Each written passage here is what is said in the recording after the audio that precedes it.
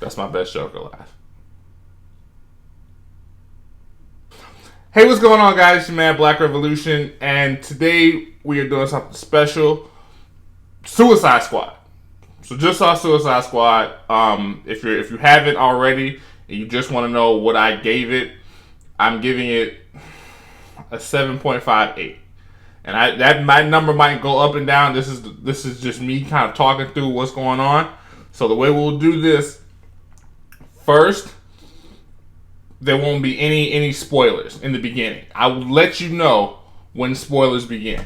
And I will try very hard to not spoil anything. Mind you, you get what you pay for. But seriously, no spoilers until I say so. I'll try to slow my thought process down some. And second, I got 100 subscribers today. That's actually a pretty big deal for me. I wasn't really expecting the kind of love that I've been getting so soon. So I got that. I got like over a couple thousand like views. So it's really been humbling. So I just want to take a quick time to thank you all for watching and for subscribing. If you don't know what I'm talking about, first you should subscribe, then you'll get access to all these videos. Or you can watch the videos and then subscribe. But it's very important that you both watch the videos and subscribe. People's lives are in the balance. Alright, so on to the movie. Batman vs. Superman. So, no, that one came out already. We're talking about Suicide Squad now. Let me pull up the plot so I can make sure that I'm not giving you too much. Because there are also some things that I had questions about that, you probably already know because you're smarter than me. But I don't right now. So by the time you watch this, I will know. So, who's really smarter. So, no spoilers. I thought it was good. I liked it. Like, I've heard that a lot of people, reviewers, professional reviewers, people who get paid to have an opinion, I've heard that a lot of them didn't like it. I don't know what the fuck they're talking about. That's not true. I know what they're talking about. I just don't think it was nearly as bad as what they say. I think that this is a better movie. First of all, first bench point. It's better than Batman vs. Superman. It really is. Now, this could be because this is the first edition, and I still haven't seen the Ultimate Edition of Batman vs. Superman. From what I hear, there's another version of this movie that might be just as good. I actually was reading before I went to the movie. I saw reports from Jared Leto, who says that some of his scenes that he shot for the movie didn't make it into the final cut, and I liked how they used the Joker, but I can understand that there's probably more scenes that he shot. Considering that he has one of the top billings for the movie, he's not in it as much as you would expect. Margot Robbie, Will Smith, Joel Kinnaman, they're in it a lot more than Jared Leto. But I thought he was still good. What he did shoot, I liked his version of the Joker. It doesn't compare, in my opinion, in terms of quality. It doesn't compare to Jack Nicholson's or Heath Ledger's, but again, he didn't have nearly as much screen time, and he really wasn't a major character. His role in the movie serves to flesh out the character of Harley Quinn. And you could tell that she was the star and he was a very important character to her. So that's that. So that's Joker, right? Our good friend Batman, he's also in the movie. Also, he is not in it that much, but he is in it. He there's not a lot of acting, but the amount that they have him in the movie is good. A lot of the characters of the Suicide Squad have dealings with Batman, and it's very clear that he has left his mark on all of them. So it was a good way, and they were right. There were other reports out that in the movie Batman is kind of the bad guy, and he's not. I mean, he's not the bad guy, but I kind of see where they're coming from, because to these villains, he is not a protagonist. The movie itself is very. I thought the movie was good. I thought it was funny. I thought it was surprisingly heartfelt. Like you come to kind of care about these characters in a way that I wasn't really expecting to. So there definitely was a lot more emotional investment in some of their story arcs. And that again is very much different, in my opinion, to Batman versus Superman, because the plot was confusing. It was hard to get invested into the characters. This movie is not like that. It's very clear who's doing what and why.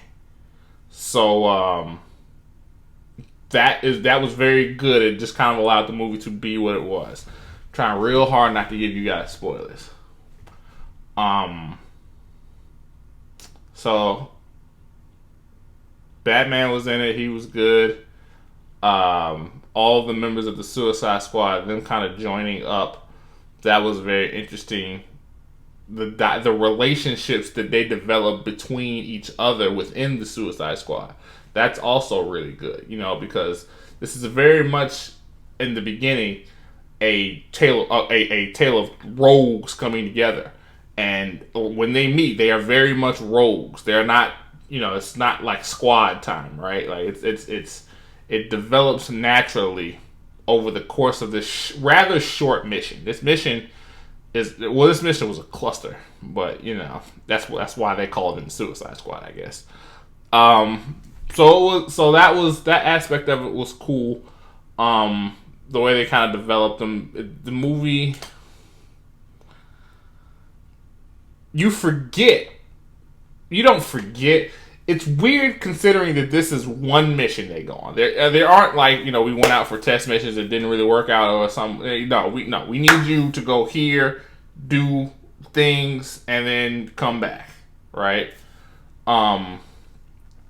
Because as they're out, it seems like so many different things happen to them, or they keep doing different things. So that was interesting. Trying to think. So there are, and everybody knows who all these characters are just from the trailer. But for my nerds out there, we have Deadshot, we have Joker, we got Harley Quinn, there's Rick Flag, there is the Enchantress, Waller, Boomerang, El Diablo, Croc. And they're all done well. They're all most of them are in jail, and they are exactly where you would want them to be. And this isn't Arkham. This isn't like, well, they'll be out soon, or we can bust in and break them out. Like, no. Where they are, they're not getting out. So it's a very powerful motivation when the movie starts.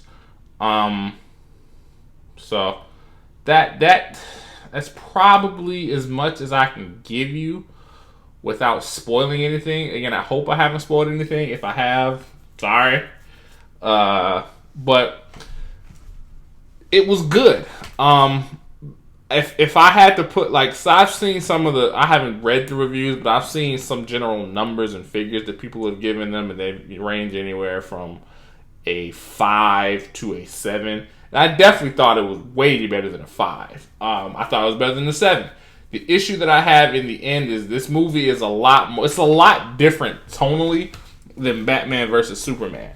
So because of that, when it does kind of shift to the climax, not the ending, the climax. Once it shifts to the climax, the action kind of becomes a bit overdrawn, right? Like over stylized. There's a little bit too much. They you know what it is? I'll tell you what it is. No, I can't tell you what it is because I would be spoiling the movie. Anyway, the climax didn't feel as good to me as the rest of the movie.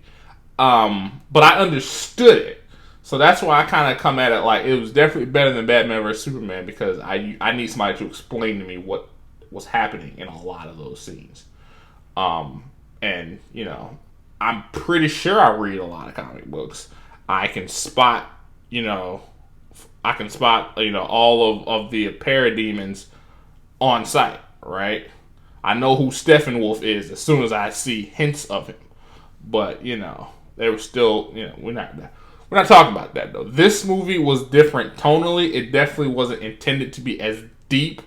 It was more just you enjoy the ride and the experience, and I did. There were certain parts of it that kind of pulled me out, but overall, I thought it was good. So, like I said, my review is a 7.58.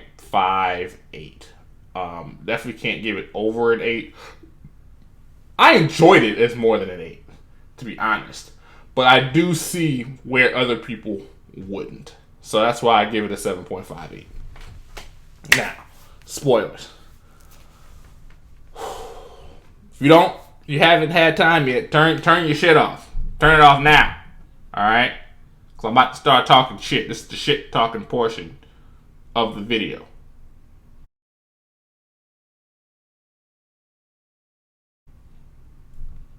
Still here? Alright. Like I said, I thought it was badass. I mean, listen. All these people are in jail getting fucked. This, you know the thing about this movie that's so funny is you can tell immediately that this isn't gonna go right. Everyone involved knows this is gonna go to shit. And the idea that you're going to task a character like the Enchantress by saying, I'm gonna hold on to your heart, and if you fuck with it, this is not Davy Jones, alright? Like, this bitch has power. And I'll be honest, I don't follow her character like that in the comic books, so maybe where they went with some of the stuff was off. Personally, I thought their interpretations of the characters were faithful to the comics. Not saying that they were the same or that they echoed, but the themes that each character kind of embodies and deals with, they portrayed really well, I thought. You know, definitely humanized some of them to the point that you don't normally see. But then again, I read some of the Suicide Squad comic books. They're pretty good. But again, the idea that you could have a character like Deadshot, okay, cool. Harley Quinn, fine. Even if you want to tell me that you've got a bomb inside of El Diablo, cool, I get that. Enchantress is not one of these people. And Enchantress is the first person that they was like, okay, yeah, we got her on this squad, easy. Like, it's not gonna be okay. And it wasn't okay. If you're still unclear or don't really know, the problem in the movie is Enchantress. This bitch goes rogue damn near immediately. As soon as she gets the opportunity to go rogue, she goes rogue. It's not even the movie begins with not begins, but the first introduction of Rick Flag's character, the first thing they tell you is that he's fucking this bitch Enchantress. And he loves her. He really, really passionately loves her. So there's a point in the movie where she goes full Enchantress and bugs out, and he doesn't tell anybody. He's all right, well, that was scary. I'm glad you're back. This is a problem. And and eventually when shit does go sideways, no one can believe it. Oh God, we can't believe this all-powerful witch has gotten out of being in this task force. These fucking people, like, all these people, it could be made an argument that they should have died. I mean, these minions, I don't know what they're called. Maybe they have a name, I don't know. But these minions are not, like, bullshit. These things are agile, they're strong, and they know how to operate weaponry. High-grade weaponry. if you know what I'm saying. If you feel me, you follow me. Guns, big ones. Okay, these fucking things are problems. So it's very in a movie like Batman versus Superman, or Man of Steel for that matter. In a movie like that, these characters would have never survived. Or, spoiler alert. Spoiler alert. As many of them that survive that do. Not all of them survive. Some people don't come home. I thought they killed my favorite character in the movie, El Diablo, the fireman. He was badass. I loved him. I love what they did with his character. I don't know him from the comic books, but in this movie, he was done really well, and I really liked it. So this task force is put together. It's very interesting how they do it in the story. And there's a an extra scene, kind of mid credits. But this movie takes place in a world where Superman has died, but the Justice League hasn't been created yet. So the government itself is that, all right, we need something to handle this. There's no Justice League yet, and they tease the Justice League come the end of the movie, but it's somewhat understandable from Amanda Waller's perspective why we need people to do this for us. We need our own task force, but it. Her ideas there were many times where because the way they explain it is they have bombs in their necks that are the size and strength, not size, the strength of a hand grenade. Now my thing is, if you put a hand grenade in my neck and you stand in front of me and tell me you're gonna blow it up, I would just grab it, blow it up, kill us all. What do I care? You gonna blow me up? Fuck it, fuck you, do it. You know what I'm saying? People like Amanda Waller don't do well with shit like that, in my opinion. But then again, that bitch is crazy in this movie. She was a lot more sociopathic than I find her in the comics or in the animated universe. That I've never. My main point of reference for Amanda Waller are the animated movies, but I've seen her in comic books too. So like I said, it was good. It was the way that they developed the personal relationships between the characters and between associates of the characters. I thought really did a good job to kind of tether me to these people. They wanted to build some pathos, and they did. I thought they did. The scene of Deadshot being taken by Batman in front of his daughter was, I thought, really good. Because this dude just shows up. He's not... And it's real messed up how they got him to show up, because Amanda Waller basically dined out Deadshot because she had an idea that she wanted him for this task force. But Batman made that collar. So that was a very interesting scene. Deadshot clearly wasn't ready, but it was powerful that he wouldn't just own Batman because his daughter was there. Because he had Batman. If he really if it would have been him versus Batman with no daughter, I think there's a good chance that he would have gotten Batman with a shot to the face. That's my opinion. Same thing with Joker and Harley. I really like the way that they kind of developed their relationship, even though they did not spend a lot of time together in the movie. Most of it's done through flashbacks where it is revealed, spoiler alert, that she has taken this chemical bath too. He makes her jump into the Ace chemicals, and that's how she becomes Harley Quinn. God, just take a second to appreciate Margot Robbie. She's really talented too. She's a really good actress. I don't want you to think I'm just perving. I am somewhat perfect, but so bad. She was good, and she how this is happening, I wasn't super clear on, but she's in contact with the Joker in this entire movie, and it's just really funny because she's preparing to betray everybody to the Joker. It's just like, she's just at the point where she's just kind of waiting for him to show up. But they really do a good job of selling the fact that these are two people. This isn't a Joker that doesn't care about Harley. He's not a Joker who is, sociopathically disconnected from Harley. He doesn't view her as a piece of property.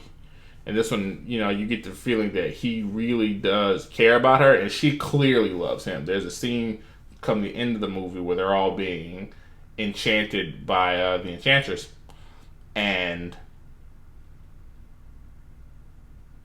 when they get to Harley, they show Harley having a family with Jared Leto, not even the Joker, Jared Leto, and her with 2 kids, and the Joker. So that's all she wants in the world. So that was very it showed a lot considering where they were in that movie. And by that point in the movie, spoiler alert, the Joker had been blown to shit, so he wasn't even there. This wasn't Batman who did this, by the way. This was Waller. This was actually Amanda Waller who did this. But she had believed he was dead. And when she thought he was dead, the only thing she wanted in the world was him. So that was kind of interesting. I like the story of El Diablo and him kind of being the unwilling. In this group, he's by far the most powerful member, besides the Enchantress. Well, I guess she don't really count. But he doesn't use his power in the beginning for a while. He's very reluctant. He's the most reluctant member to join this team. And it goes very well when they reveal his backstory, why he doesn't want to be in this, why he doesn't want to use his powers, why he really is trying to live a pacifistic lifestyle. But, he's a fire demon, so he's not an actual fire demon. I wouldn't want to make you feel like he is, but, I guess he could be a fire demon. He becomes a fire demon. I don't know. It's really, it's I don't want to tell you too much, but it's good what they do with him, how he gets to the point. He doesn't survive. He does end up dying in the movie, but it was very well done. Story-wise, cinematically wise, with so much of the slow motion. We got slow motion this, we slow motion do throwing, we slow motion grabbing the gun and shooting. Lots of slow motion. But like I said, I loved him. Captain Boomerang, he really was kind of the comedic element. There's my favorite scene with him is, first of all, he actually talks one of the members of the team into trying to escape. It's like, yeah, we'll both escape at the same time. And he lets him escape by himself, and then his head blows. He's like, oh shit. Well, I guess that was real. Good for me to know. I thought it was very Captain Boomerang. I thought it was very good. Especially there's another moment in the movie where they are all freed, kind of. And as soon as it happens, he immediately leaves. Like he comes back, but it's really funny because he just takes off. So that was really good. Who else is in the movie? Amanda Waller did really good. Rick Flag is kind of a little bitch because he, as the person running this band of murderers, he didn't really seem ready to do what needed to be done, which would have pissed me off if I was someone like Floyd Lawton. It's like, listen, man, I understand your girlfriend is possessed by a witch, but you start fucking her because she was possessed by a witch, and at the end of the day, we might need to kill this bitch. So, need to make sure you're ready to do that when the time comes. He was tough, but he was also very emotionally connected to this whole thing. And that was kind of, again, story-wise, this movie's good. It does have its issues, though. Viola Davis's Amanda Waller was very good, very, very well cast, very well acted. That bitch, that might be the craziest bitch in the whole movie, for real. But, what can you say?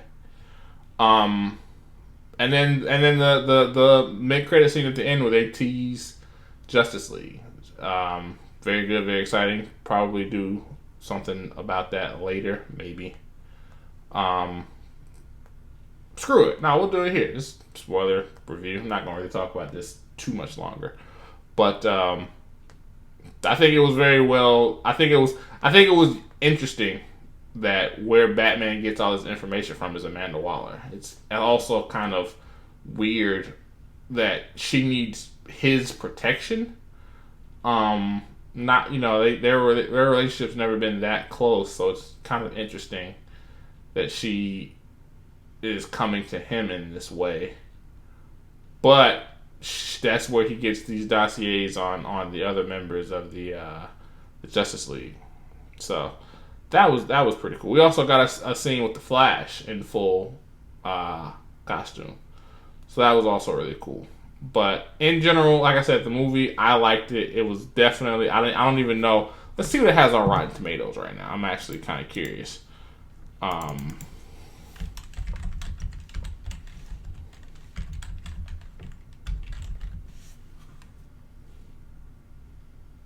Rotten Tomatoes.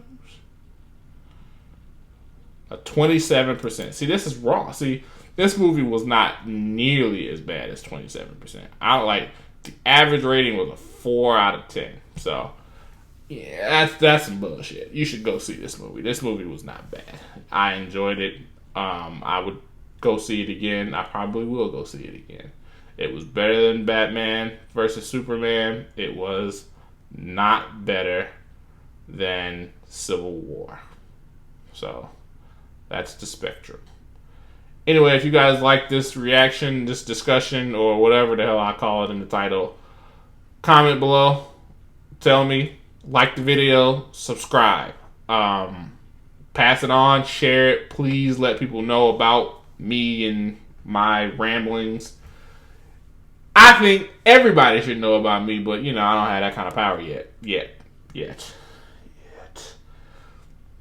So, this has been your man, Black Revolution. Thank you for your time. And let me know if there's anything else you want me to watch, react to, review, play, do video game stuff too. So check out some more videos and give me some suggestions for new content. Thanks for your time, guys. Peace.